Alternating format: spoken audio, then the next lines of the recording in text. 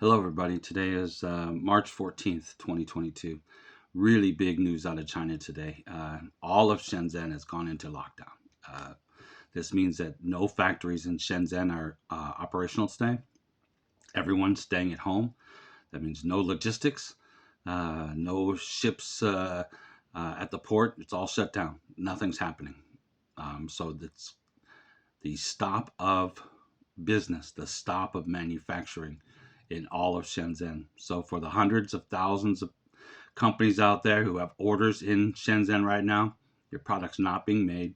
Everything's on lockdown because of COVID. I usually get my information from world meters, but they are really underreporting, and I don't know why. The public affairs here in China talked about yesterday being 1,700 new cases, and the total in isolation or in hospitals right now is 35,000, and that's just too many. The government is really going back into lockdown. It may go much wider than Shenzhen.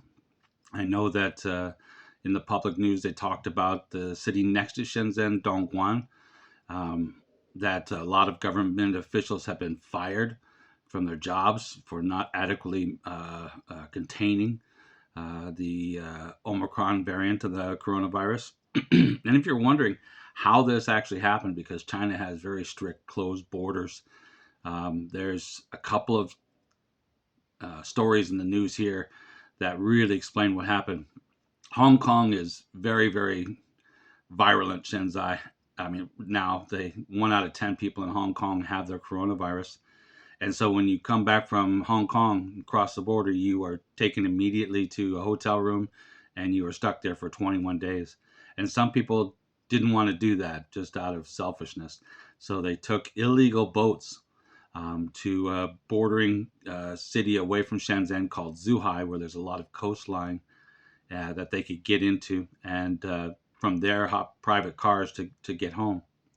And one of the stories was that 15 people on a boat got into Zhuhai, and two of them were uh, party girls that just love clubbing. So they went to several clubs, and we all know what clubs they went to, because here in China, during the pandemic, when you go to a place where people gather, you scan a barcode to let the government know that you were there. And uh, as an American, I don't mind that at all. It helps me feel safer. It's not like they're tracking me to see where I go. They're tracking me to see if I have coronavirus, then everyone who's at that place will be notified and be watched by their local governments to keep the public safe.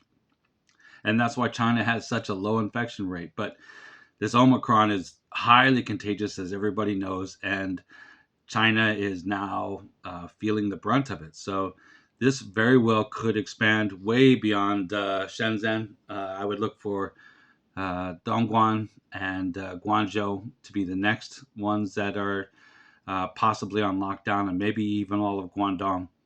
And I can't speak for the north because I live in the south. I live in the province outside of Guangdong, out in the country, because it's very safe here.